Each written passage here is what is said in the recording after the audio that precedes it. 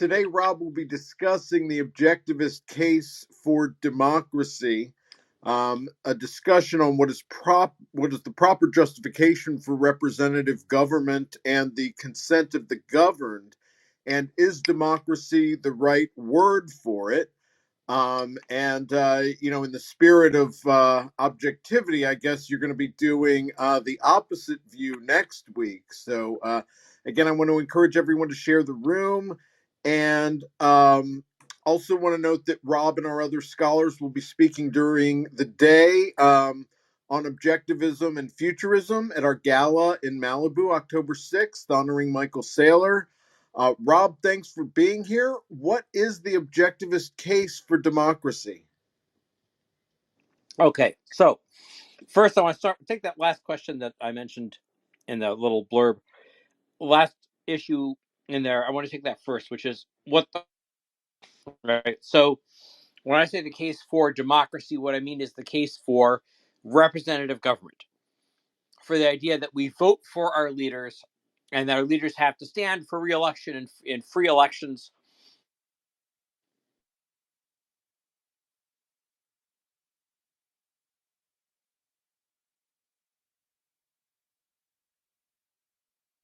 Yeah, I wasn't sure if it was just me. Can you hear Rob?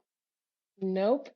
Rob? Both have similar systems that, Rob, you might need to rewind a bit because we lost you right after you just said that the idea that we vote for our leaders and they stand re-election, but we missed you after that.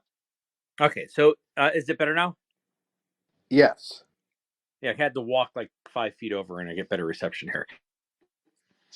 The democracy. So what I'm in favor. Went out again. And that's better. Okay.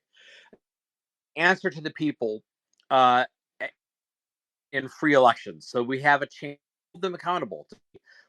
Like what you did, and we're going to do with somebody we like, right? So this is the idea that the people ultimately are in charge.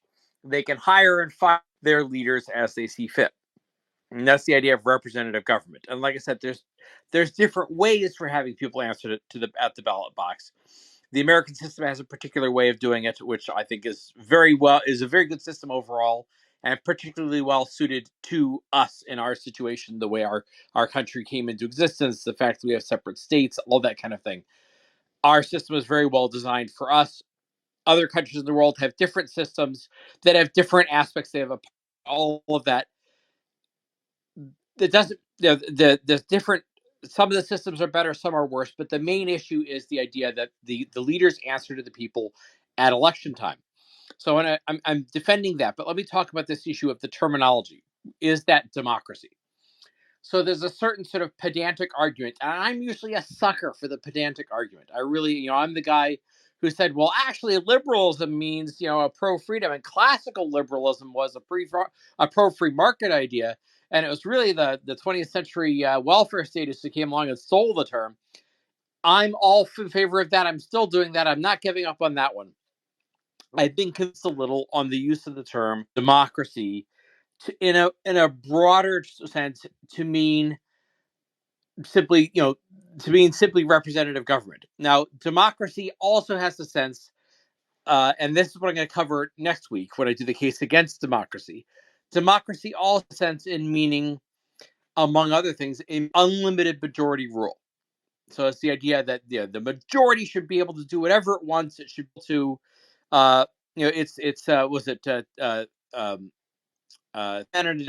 two men on a desert island voting to cook and eat the third is the old way of saying it. That whoever 51% of the people to vote for something, they should be able to do whatever they like, and there's no limits on it, no protections for consent in a large majority. All right, so it's why does democracy not? I was convinced of this was actually looking back at the history of the Democratic Party. So today's Democratic Party is very much democratic in that bad sense, the sense I'm not defending, which is the majoritarian aspect. There's actually an op-ed, a really awful op-ed in the New York Times about a week ago by a professor, a law professor at Harvard and a law professor at Yale. So these are guys who really got to know better. Basically advocating the idea we should instead of arguing over who has the Constitution on our side, we should scrap the Constitution altogether, and everything should just be decided by majority rule. Now, the really bizarre part about this is they were doing this in response to some of the recent Supreme Court rulings, including the Dobbs decision that overturned Roe versus Wade. And all the Dobbs decision does is it sends abortion back to be decided by the majority. So, majority rule, unlimited majority rule, is what the anti-abortion side wants on the state level. And so these guys are somehow, as an answer to that, they're going to say we should have unlimited majority rule. So it's ridiculous. These guys really ought to know better. But the modern Democratic Party is much more democratic in that sense. But going back in the history of how they came to be known as the Democratic Party, well, in the early 19th century, before they sort of shortened the name to just be the Democratic Party, they were the Democratic Republican Party. And before that, they were the Republican Party, and their leaders were Thomas Jefferson and James Madison and James Monroe. Those guys, right? So it wasn't until sometime in the Jackson administration that the Democratic part came to be emphasized. And I thought, oh well, that's something in that rabble rouser. But I found out that actually the first time that the Republican who accept the description of themselves as democratic was in the 1790s, when the Federalists, the Hamiltonian guys, those scoundrels, began to use democratic as a pejorative against them, saying, "Well, you're for mob rule. You're for the rule of the hoi polloi, unwashed masses against the better men that ought to have more power." Hamilton was very much of an elitist that way. And the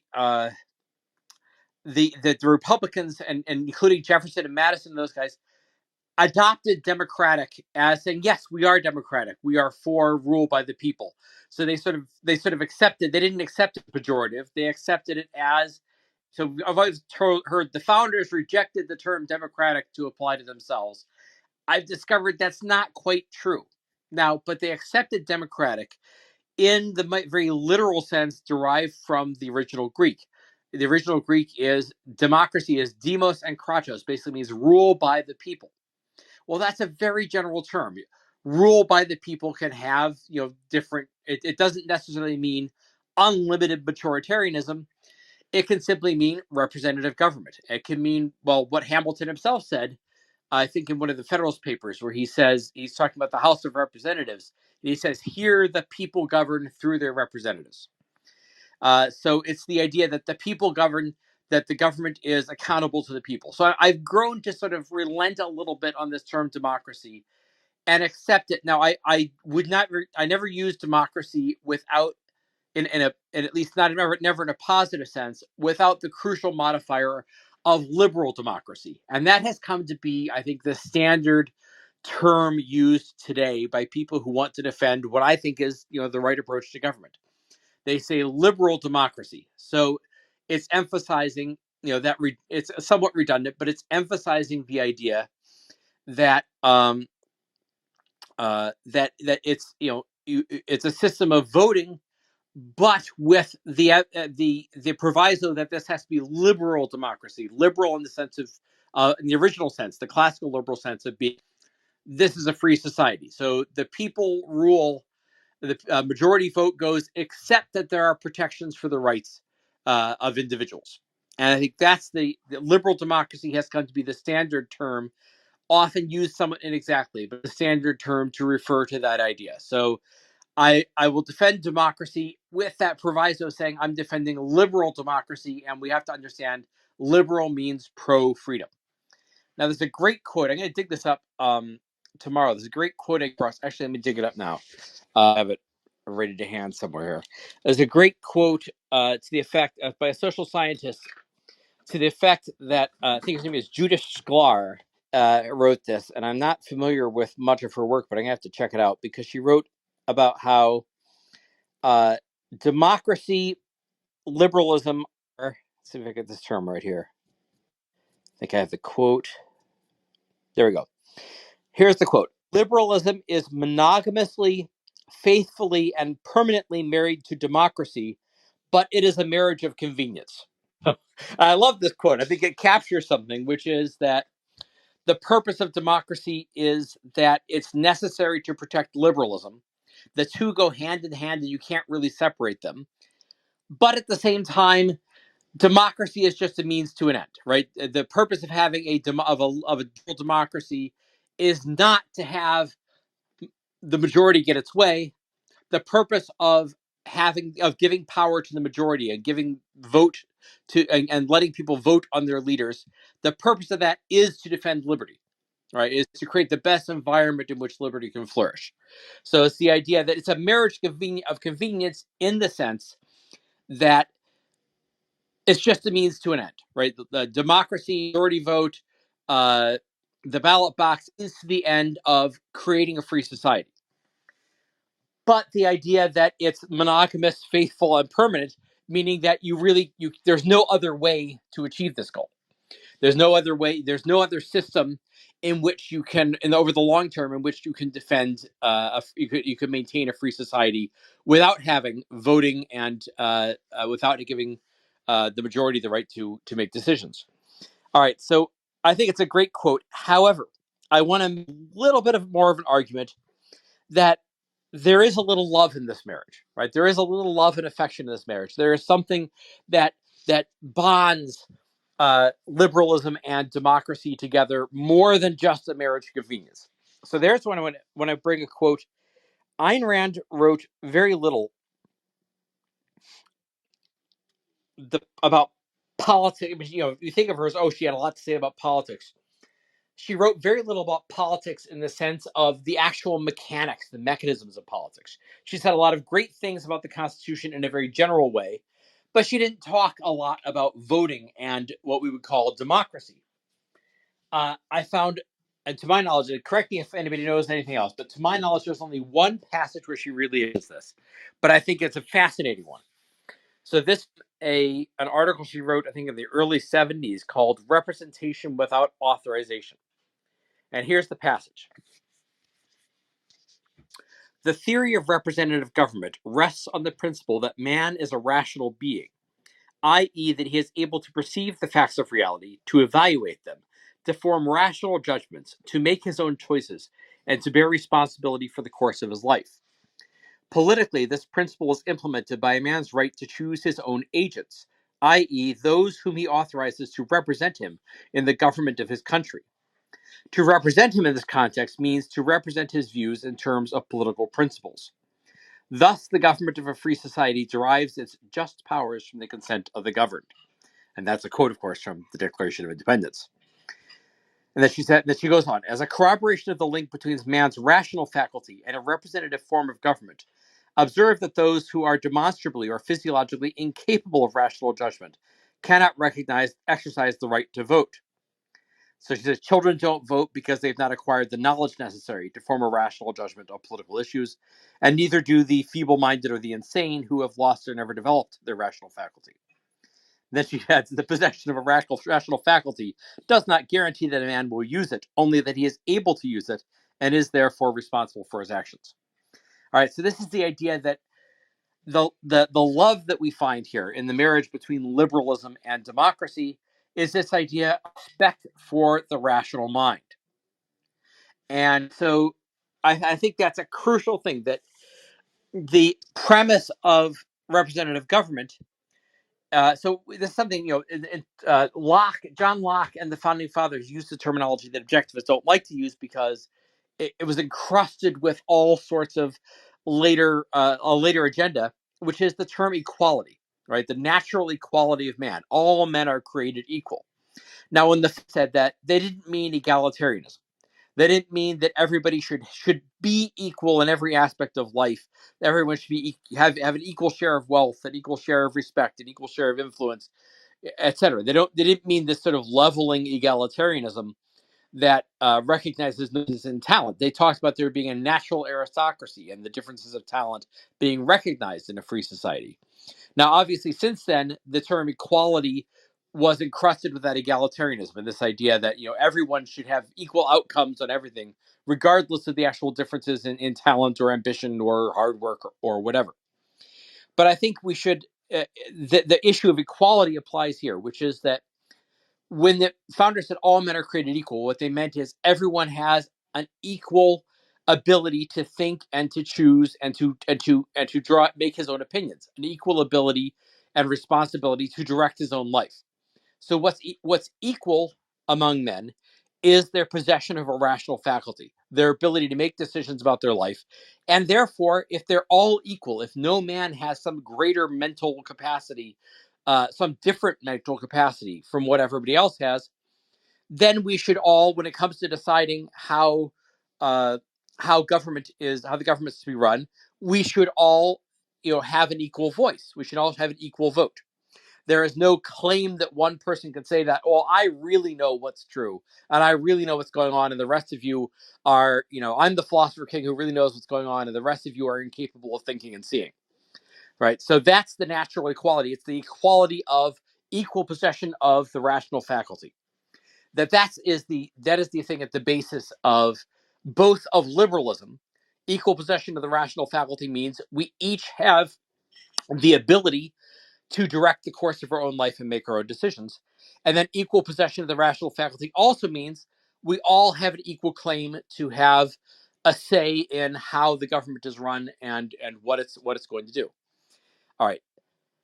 Now, there's one other aspect of that I want to draw out, which is some I think is relatively new. I can make a claim to have coined a particular term to describe it, although I think there's some recent thinkers who've developed this a little bit more. Particularly, there's a book called The Constitution of Knowledge that just came out recently by Jonathan Rauch, in which he develops this idea to a slightly larger extent than I did. But my name for it is epistemological Madisonianism.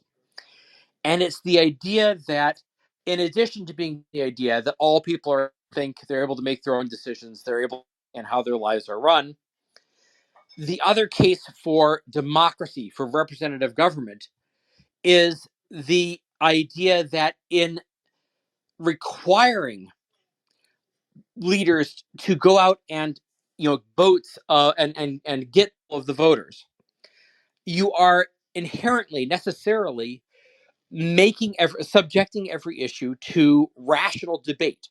That if you want to go out and get your agenda passed, you have to go out and actually convince a large number of people. And I call it Madisonianism because James Madison wrote in the Federalist number 10, one of his most famous entries in the Federalist Papers. He wrote about how this would help solve the problem of faction. Because if you have a large country, a large and diverse country, and people voting from all different regions and different areas and different walks of life, it would be harder for a small group or cabal or faction of men to get control of that and pursue their own interests at the expense of everybody else. It would be harder for them to get control of the levers of government and use it to exploit other people because they have to convince so many different people to get on board with their agenda. And epistemological Madisonianism is taking that idea and saying that what's going on here is if you have to go out and convince a whole bunch of different people with different backgrounds, different biases, different prejudices, then you have to come up with better, more rational arguments. So representative government, by requiring you to go out and convince a very large number of people of anything you want to get done, gives reason a leg up in political debate. It gives reason a voice. You have to go out and come up with some argument for your position, some argument for the action you want to take. That's more than just, I want to do it, or don't you hate those other people? Let's go get them. Right? So you have to come up with something that's universal, something that stands up to logical scrutiny, something that will withstand public debate.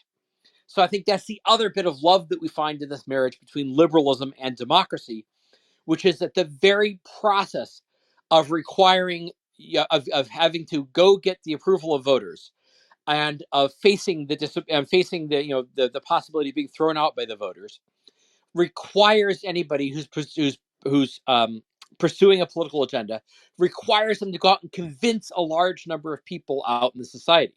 And our whole system breaks down when people stop trying to convince other people, which is, I think, a lot of what's been happening recently. We could talk about that in the discussion.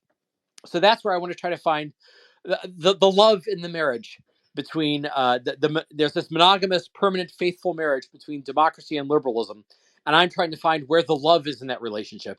And I think the love comes from that recognition of the rational capacity of the individual person, and also in the fact that representative government, by its very nature, throws every question open to debate and discussion and persuasion, and gives reason a leg up. And in giving reason a leg up, it's also going to help protect the rights of minorities and stop, or at least make it harder for a faction of people with a certain prejudice to trample over the rights of others. All right, so that's my sort of spiel on this, and I want to open up for discussion now. Good. I think you made a pretty good case. Let's David David Kelly, our Atlas Society founder, is joining us on stage. Did you have a question for Rob? No, I'm sorry. I joined late because I was on another call. So I'm going to mute myself. And Okay. the topic is very interesting to me. I have things to say about it, but I don't know what Rob said. So I'm kind of at a loss so far.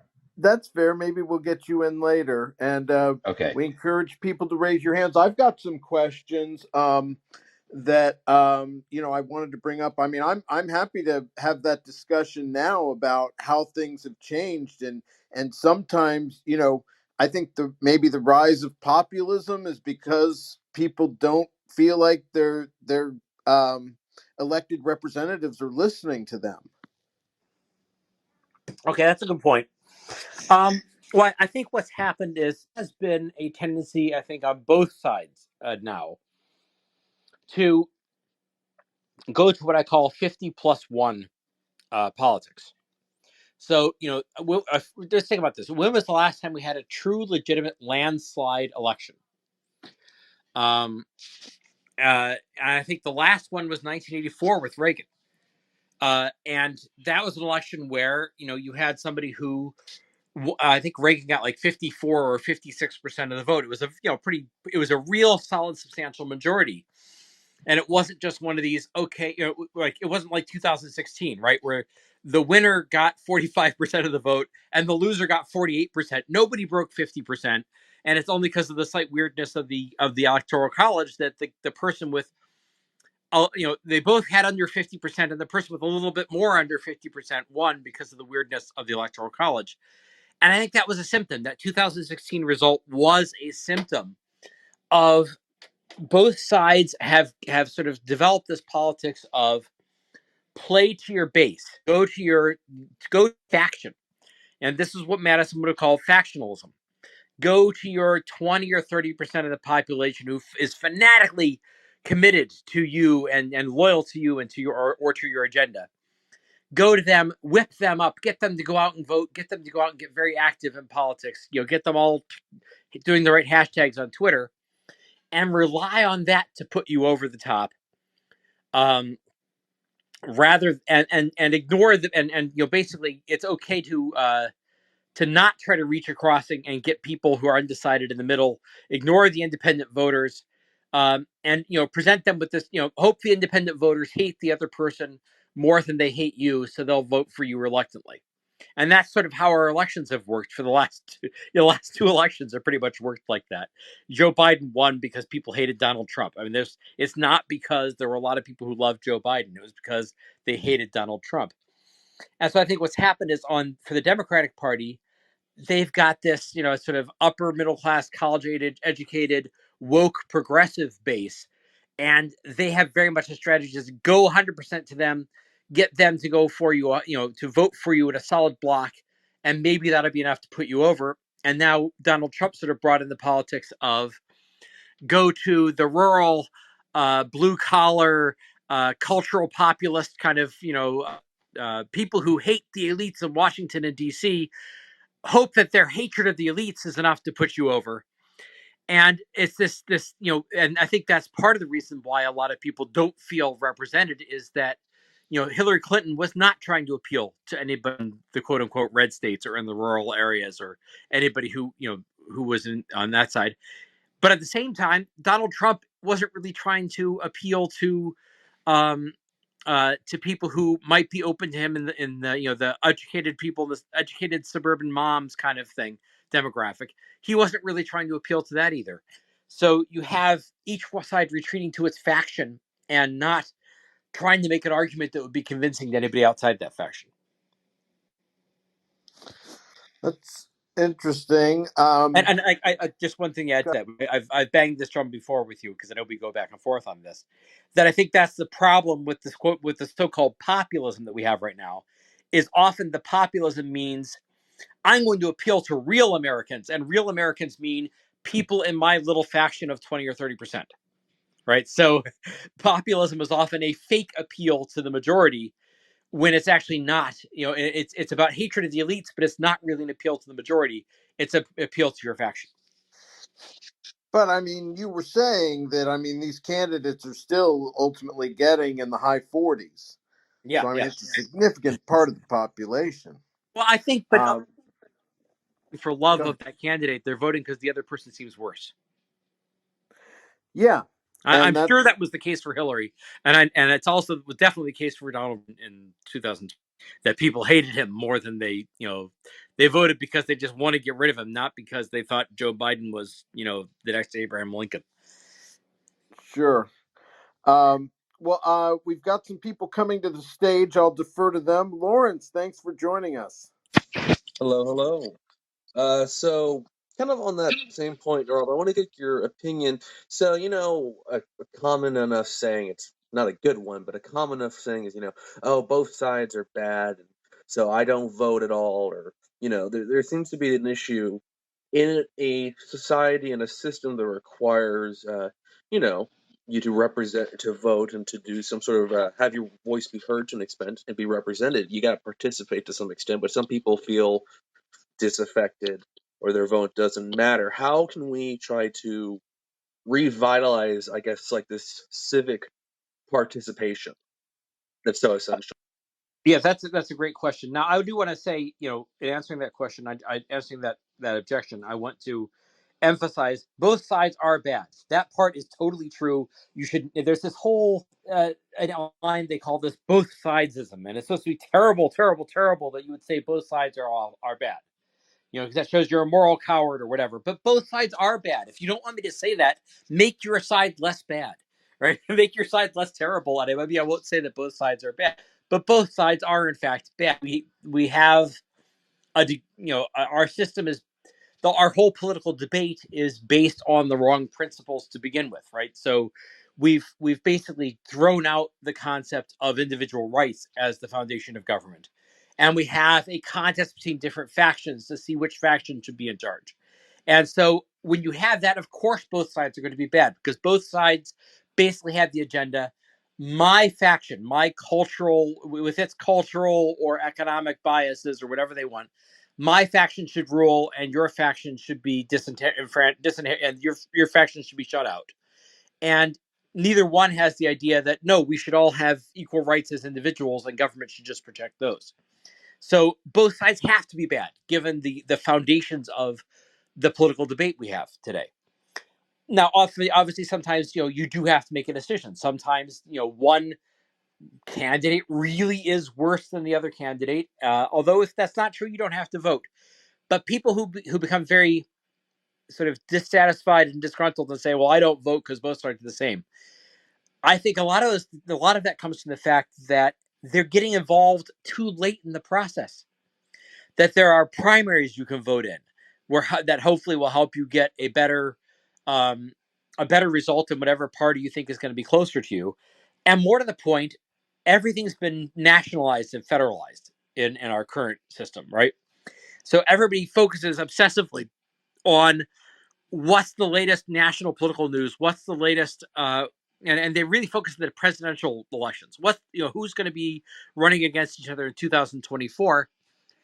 they don't, and they oftentimes have no idea like who is your local state senator or state representative, who's in charge of your school board. Like the one thing I like about Ron DeSantis is that he's been leading this effort to get his voters not just to turn out in Florida for the governor's election, but he got them to turn out at a bunch of school board meetings. The people he got to turn out are a bunch of religious church ladies who are probably going to try to ban a bunch of books. But he has the right idea to the extent saying, don't complain about political correctness in this abstract general way. Go find out who's running on your school board election. Appallingly few people actually vote in any of these elections, and that's why you get crazy people getting into office in them. Also, the same thing. I remember seeing somebody put online some, I think in Portland, some school board meeting where they were debating some change to the textbooks, and it was all this political correctness or wokeness run amok. And the thing that jumped out at me is there's like a dozen people at the meeting, right? So the reason why this wokeness and this political correctness, the reason why absolutely crazy things happen at school board meetings is because nobody's there. And so one of the first things you could do to make a difference in politics is be the 13th guy who shows up at the school board meeting and has something to say and says, wait a minute, this idea you have, it's terrible. And, maybe there were these, was it a year or so? I think it was last, no, I think it was early this year. I'm getting my chronology. I think it was early this year in San Francisco. They had the recall election for the school board in San Francisco. And it was a bunch of just ordinary people who got fed up with the mismanagement because of COVID and because of political correctness, the mismanagement of the school board in San Francisco. And they put together a recall election, and they got the people voted out of office, and better people, probably slightly better, but better. This is an example of the sort of political action you should be doing, instead of saying, oh, well, I didn't pay attention for 4 years, and now there's a big national presidential election and I don't like the options. Well, there's a lot of other things you can do way before it gets to that, things that are closer to home, things where you can have a bigger impact. Showing up is half the battle. Yep. Chris, thanks for joining us. Yeah. I think Scott, I might be above my own head here, but yeah, I'm thinking statism from the left, statism from the right, and also I'm wondering whether in terms of people voting, I know this is controversial, and this isn't an original thing I'm saying, but in the US, is it 18? Yes. Is it 18 and over? Okay. Yeah. That's like it is in the UK. So I'm just wondering whether some people should be allowed to vote, like if they lack critical thinking skills. And I know this sounds fascist. So, I think that's an interesting question, though. Is that but there is a history on this. Well, there's two histories on this that I think, at least, that are relevant. Which is early on, in the first 50 to 100 years of the existence of America, the vote often was restricted, and it was restricted to male property owners oftentimes over the age of 21. Right, so there was an age restriction. There was the only men could vote, and there was a property requirement. You had to own a certain amount of property, and that's especially true in a very mobile society. In its early years, was extremely, people were moving from one place to another at high rates of speed. They were settling in the cities on the East Coast and then leaving for the frontier, And so the property requirement had a certain logic to it. Like, you have to actually live here. You have to have a stake in the community in order to be able to have a say on things. But it was also a way to sort of, let's keep out the rabble, let's keep out the poor. Um, and I think as a society becomes wealthier and more urbanized, that can't be maintained because, if you have a large city with millions of inhabitants, most of whom are renters and they don't own property, well, then disenfranchising large numbers of totally respectable, educated, well-off people, that can't be maintained as a political system. And of course, over the long term, you can't maintain the idea that you're going to keep women from voting. And the history on age restrictions of voting was that the limit from 21 to 18. Before that, individual states were allowed to decide, and they had different cutoffs. But I think the 26th Amendment said it has to be 18 and above. You don't have option; it has to be 18 and above. And that came during the period of the Vietnam War, when we were drafting a bunch of 18-year-olds and sending them off to fight in a war. And there was sort of an irrefutable logic to that argument of, like, if you can draft me and put my life on the line, in a war that the politicians are voting, that your politicians have decided we need to fight, then you need to give me the right to vote and have some say over what those politicians are doing. And I think that there was kind of irrefutable logic to that. Now, so the history is there used to be more restrictions, and I know that's also the case in the UK, that there used to be more restrictions, and there was a series of reforms that gave more people that enfranchised a larger number of people. You can sort of see the logic of the restrictions. It's like, let's have it be sober, responsible people who are a permanent part of the community, have a permanent stake in it, and not just the rabble. And they were really concerned, especially in the early years of the Republic. Representative government was a fairly new and untried thing. They had this whole history of ancient Rome and ancient Greece, where you had, democracy went off the rails because there was unlimited democracy, and people, were induced to vote basically for whoever would give them bread and circus, or support whoever would give them bread and circuses.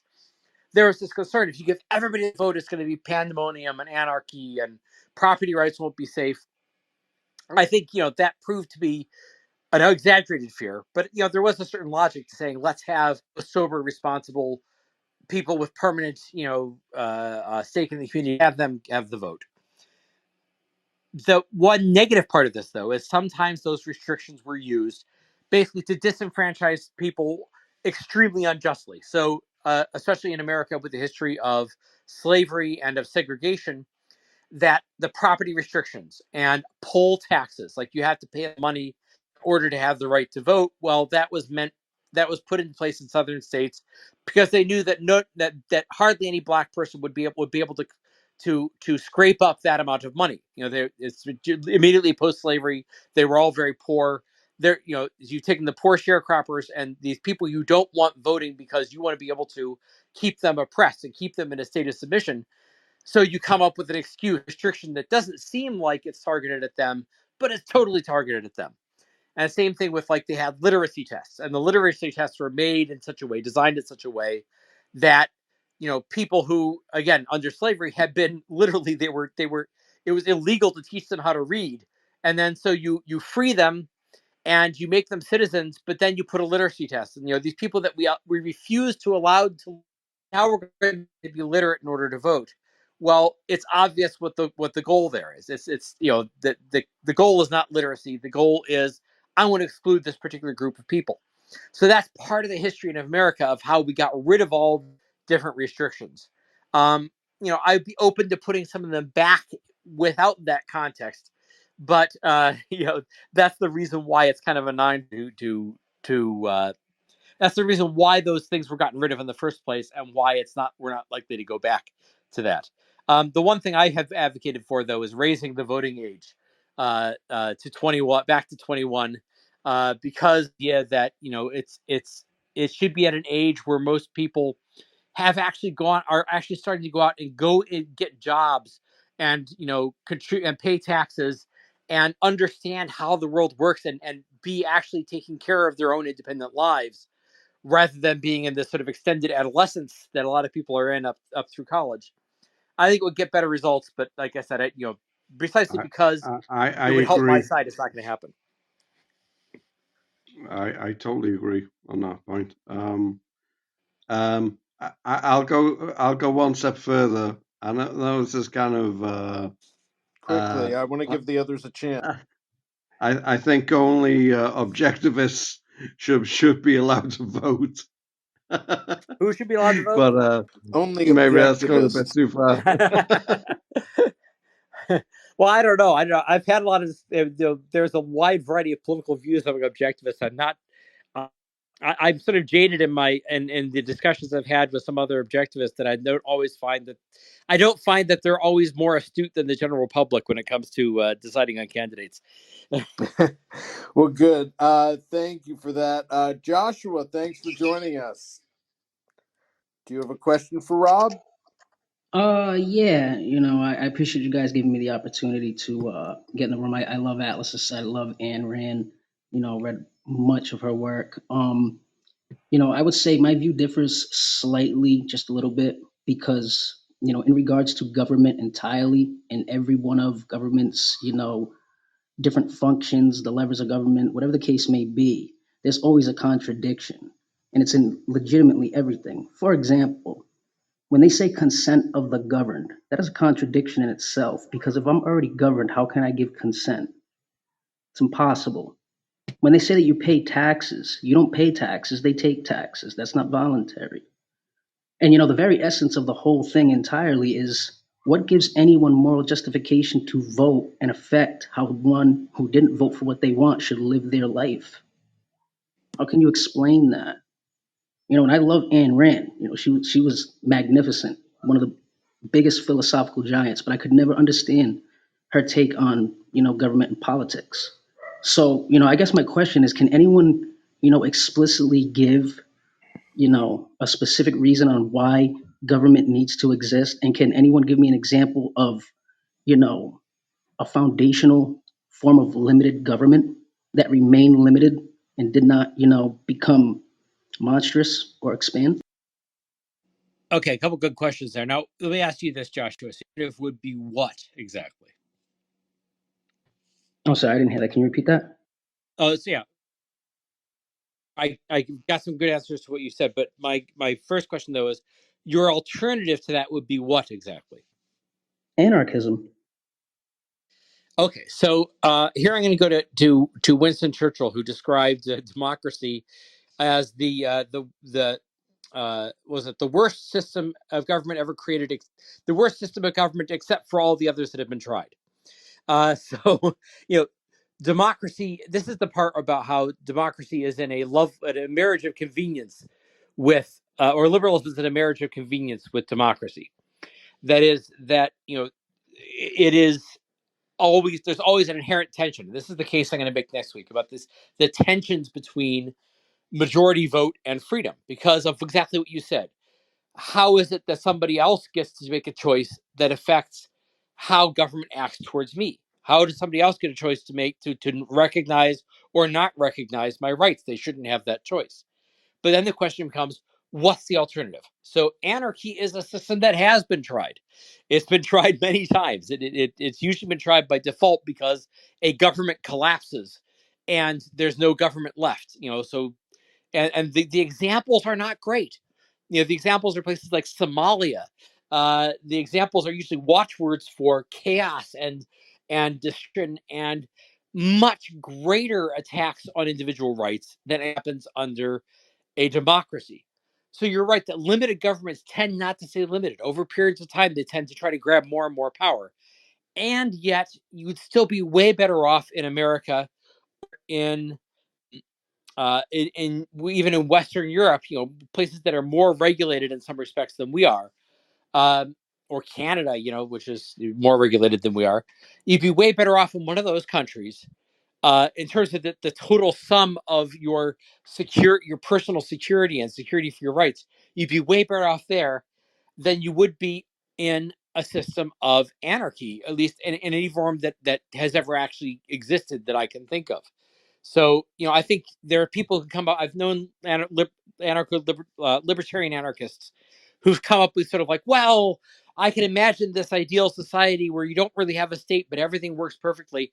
I don't see how that's going to happen because, without a government, the whole purpose of government is the Leviathan idea, right? The idea that you as one person protecting your own rights are weak. Anybody can, any two other people can gang you and can gang up on you and overpower you and take what you have. It's only by banding together with other people to become, and becoming a large group of people who are the most powerful force in a society that you can then say, have that you can then have that security and that protection. Now the Leviathan then becomes a monster. I mean, the term Leviathan referred to a sea monster. It tends to become a monster, and the whole sort of art of political science and political philosophy is how do you create this thing that's big enough to protect your rights, but still keep it, but not make it so powerful you can no longer control it. Right? That's the whole trick of creating a functioning liberal democracy. But it's still better. That's a better thing, and there's a more of a track record of actually achieving that to some extent than there is for going to a state of anarchy and having a situation where any two people who are stronger than you can gang up and take everything you have. That's my short answer to that. Yeah, and I definitely heard, and I definitely see where you're coming from. But when you say to prevent another gang from taking what I have, the solution that you're putting forward is to essentially form another gang. To prevent a gang from taking your stuff, you have to join the gang of government. But I've read history, and I can't really find any examples of anarchist societies committing mass atrocities. I have found plenty of examples of governments, regardless of the government ideological label, Nazism, Bolshevism, whatever the case may be, who have inadvertently and most definitely committed atrocities. So I'm just curious if anyone could point me to any, historical facts on anarchist societies committing heinous and monstrous crimes against their fellow men. Well, what I'd say is, first of all, there are very few anarchist societies that ever existed. It's an unstable system because it's just waiting for somebody to come and take over. Yeah, that's what I struggle with. So how can the claim be made that it's an unstable society if none virtually ever existed? Well, and I would also say there have been anarchic systems like Somalia, and what happens is mass murder doesn't exist in the sense of, Joe Stalin comes along and rouses everybody up and puts them in the gulag. Mass murder tends to, or actually, the closest you get to it today is there are societies which have very weak and ineffective governments, and so you have organized crime and vigilantism that fills the gap. So, like the Brazilian favelas or Somalia, places like that, where what we know happens is when you don't have a government that's effective, what happens is you have organized crime, you have literal gangs that come together, you have individual crime, just freelance criminals on their own operating with relative impunity. You get very high levels of crime and victimization, and you get vigilante groups that then engage in the rough justice of we think you stole something, so we're going to cut off your hand or whatever it is, and creating their own victims that way. So, like I said, I'm not buying that anarchism is a better alternative, especially when we do have a liberal democracy has a track record. It doesn't have a perfect track record. It takes more power than it ought to have, but it leaves people the freest I think they've ever been in all of human history, even today. But I think that we should probably move on with the remaining time we have to, if there's something else somebody wants to bring up. Yeah, and it's a fascinating topic. Hopefully we'll get into it in the future. But JP, thank you for joining us. Do you have a question? Thank you, Scott. This is an issue that I have been discussing on Twitter today, just now actually, and I think it's something that I really grapple with. I find very few justifications for democracy as it is conceived and implemented. because it's to me it's the lack of education and the lack of civism and the suppression of all of that from the education system and from the even the tabletop discussions where it's considered taboo and many things tend to create societies that are completely self indulged and without any even understanding of how their government works, yet they are habilitated to vote. So I would second CT's original that something needs to change. And if there's anything that you could point to, any movements or any foundations or think tanks that are proposing the redesign of democracy, I mean, Republican democracies, for research, I would appreciate it. Right. So my question here is going to be: is there an alternative you have in mind in terms? Are you just casting about for ideas? Is there an alternative you have in mind as something as opposed to democracy? As Well, something yeah, way better? strengthening, the education's civism and Yeah. giving even high school students Yeah. more education on how their government works, what the separation of Oh yeah. powers Yeah. means, and stuff like that. And So yeah, absolutely, I think all that is definitely necessary. I mean, Jay Leno used to do a jaywalking segment that he did. Probably you remember this, where he'd go out of the streets of Los Angeles or I think it was in Hollywood or someplace like that, and he'd stop these young people. I say young people; they were like in their 20s, but I'm an old curmudgeon. He stopped these young people walking down the street and asked them like the most basic questions, and they wouldn't know the answers. And so there's clearly, our educational system is failing to give people an extremely basic education. Um, that said, I think a lot of the worst damage going on to our democracy right now, or to liberal democracy, the worst damage to a free society and institutions of free society, the worst damage is coming from the most educated people. So the case, I mean, Jefferson Thomas Jefferson had the idea. Yes, we need to have education. It's really important. He founded the University of Virginia. He did these efforts to create more education at the lower level in Virginia during his lifetime. He did a lot of things to promote education because he thought, yes, we need to have an educated populace if we're going to keep a free society. But the problem we have right now is that, if you go off to get the highest level of education, you go get a PhD, you're going to encounter really terrible anti-freedom ideas. So I think the biggest be done, and you said, are there any organizations? Well, the biggest thing that can be done is to promote a new appreciation and understanding of pro-liberty ideas among the highly educated and in the elite institutions and among people who are already aware and engaged in debating in politics. Because those are the people who need it more than just the ignorant masses. The ignorant masses don't go vote as a general rule, right? They stay home. So it's the people who are actually engaged and involved in politics who are ruining it. And I think, if you want to talk about an organization that's doing that, it'd be something like the Atlas Society, that's out promoting Ayn Rand's ideas, out promoting pro-liberty ideas, as against either the politically correct ones on the right, on the left, or the nationalist, populist ones that are anti-individualist and anti-freedom on the right. So I think that's what needs to be done first. Is you need to have a reform and renewal of liberty, of Enlightenment era pro-liberty ideas among the intellectual elites, and not just among the average person. I like it. David, did you want Rob, to say Scott. something? Go ahead. Yeah, I just want to jump in here. I'm sorry, Rob, I missed the first part of your talk, and forgive me if I'm duplicating things, but I want to bring a philosophical perspective to this. If we have a government, and to Joshua's point about anarchism, I would suggest searching the Atlas Society site for anarchism and government, and we have many, many things published on that may be informative, may be persuasive or not. But still, assuming we have a government,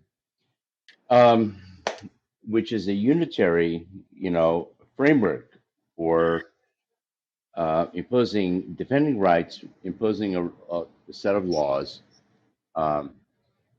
then the issue of democracy is this: with private organizations like grocery stores, I can go to Safeway if I don't like them. I can go to Giant if I don't like them. I go to Whole Foods or whatever. But if there's only one government, I don't have a choice. I can't take my business elsewhere. That's the anarchist ideal, and I don't think it works. But so, given that all of us are recruited in as citizens of a single government, it seems as if we should all have some say in how it operates. Now, how it operates as what its function is, it has a function, just as grocery stores do, or insurance companies, or whatever. Its function is to protect rights, and that's reflected in the Constitution. So that we can't just vote anything, but within the realm of what the perspective of rights allows, we should be able to vote on how to implement that. I think that's the basic argument for democracy. Now, a lot of discussion so far that I've heard is about the failures or the downsides of voting today, which I totally agree with. And there are a lot of issues we could raise about that, and that I'm inclined to agree with, about raising the criteria, making them a little more restrictive about who gets the vote and who doesn't. But still, I don't think we can escape democracy or Republican democracy philosophically if we have a single government. So I'll leave it there, Rob. If I'm sorry if I repeated anything you said, but that's fine. That's fine, David. And the point I was adding to that is that the process of democracy, the idea that the politicians go to the vote, you have to have people debating and discussing and convincing people in order to get them to vote one way or versus voting another. The fact that people have to go up to that kind of scrutiny and make arguments and engage in persuasion, the basic goal problem of government is that one about how you have to create something that's large enough and powerful enough to protect your right, not making it so large and powerful that it gets out of your control and becomes a monster that comes to oppress you. Right? It's a statement that George Washington supposedly said, probably didn't say, but he should have said it, which is, government, like fire, is a dangerous, a fearful master. But it's because this is the day and age where people lit their houses with fire, right? And it was often the case that a lamp would fall and you'd set your house on fire, right? It was a dangerous servant and a fearful master.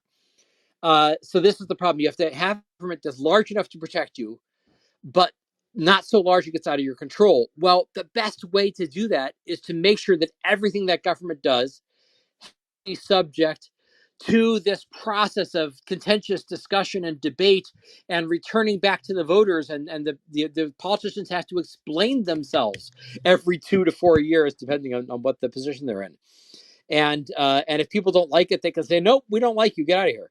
That is the best way, and historically, I think the most effective way of creating a government that get out of our control. Now, when the people themselves lose sight of the concept of individual rights, right? When the people themselves lose their vigilance, that isn't going to solve all, the mere fact of democracy isn't going to solve all of your problems.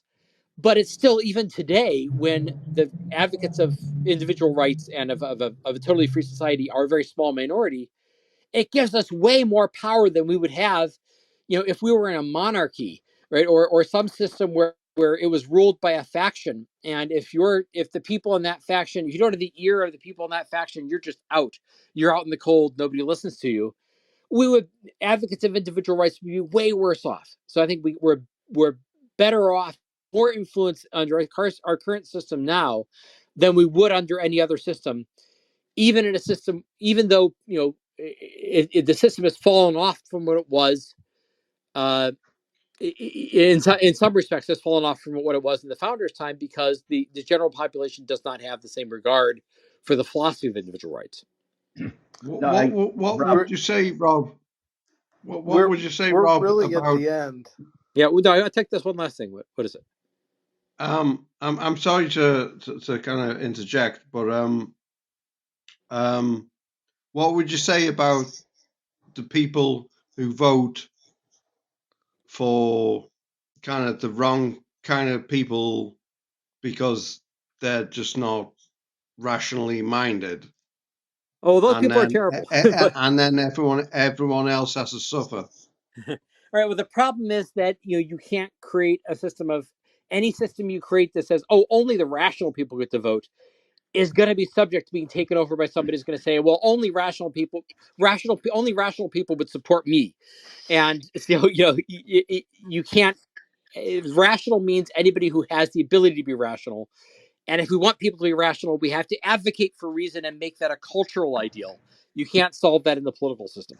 That's, I guess, my ultimate answer. All right, so I Great. think we're done, though. Scott probably wants to wrap up. Yes, thank you. It was a great discussion. Big events at the Atlas Society. Tomorrow at 5 p.m. Eastern, well-known actor and objectivist Mark Pellegrino is scheduled to be on the Atlas Society Asks. Should be a good one. Thursday at 4 p.m. Eastern, back here on Clubhouse, senior scholar Richard Salzman will be discussing inflation, essence, cause, and cure. And as pinned above, Friday, September 2nd, is Atlas Shrugged Day from the recurring date in her novel. The Atlas Society is having a big hour-long celebration on Zoom at 3 p.m. Eastern. Scholars, staff, donors, fans will be sharing stories. It'll be a lot of fun. We've also got our gala coming up on October 6th in Malibu, honoring Michael Saylor.